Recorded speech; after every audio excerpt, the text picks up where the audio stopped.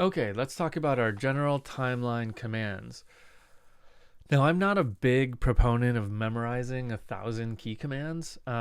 You can navigate live almost entirely through key commands now, but I really don't like spending time memorizing key commands, so I try not to give you too many of them. But there are a few that are super helpful for navigating live very quickly. So let's go over a few of those as it relates to the arrangement view and editing. So the first is just kind of what I call our Microsoft Word key commands, right? So if I click on a clip, we can do copy, Command C, V, or Command V to paste. And if you're on a PC, it's what is it, Alt or Control? I can't remember. But C to copy, Command V to paste. We can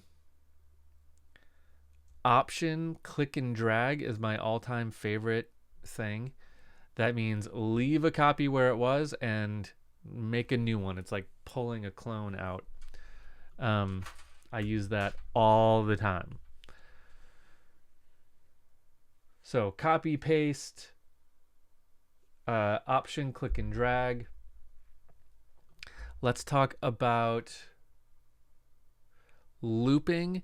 If we want to loop a part of the arrangement, we just highlight something. Doesn't matter if it's got a clip on it or not, but whatever we highlight is going to get looped. So Command L is going to turn on looping. And no matter what I highlighted, all tracks are going to play in this loop, okay? This is our loop brace. We can move that around wherever we want. And lastly, let's do locators. These are little locators. You can see they're tiny little play commands because you can click on them, and if I double click on them, it'll start playing from there. But they're great for just leaving yourself little notes while you're working. I use them all the time. As you can see in this track that I just started, I put, maybe a violin solo here and bring that ARP thing back here. So to make one of these locators, we're just going to control click up here in the timeline and add locator, and then say whatever you want to say. This part, whatever. If you want to get rid of it, control click on that locator again and delete, or you can just hit delete.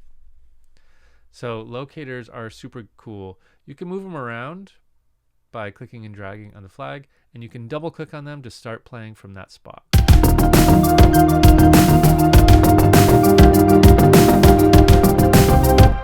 Cool. Remember that if we select a section of a clip, we can copy from within it and paste. Same thing with audio clips. As long as we paste onto the same kind of clip. So if you're copying from a MIDI clip, you need to paste onto a MIDI track.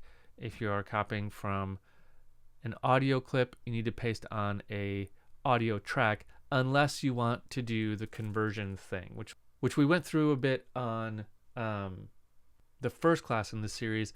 Okay, so those are our kind of main big picture commands. I just want to get in our head right away. Next, let's talk about some things we can do to an audio clip, in particular reversing and a couple other ways we can modify clips.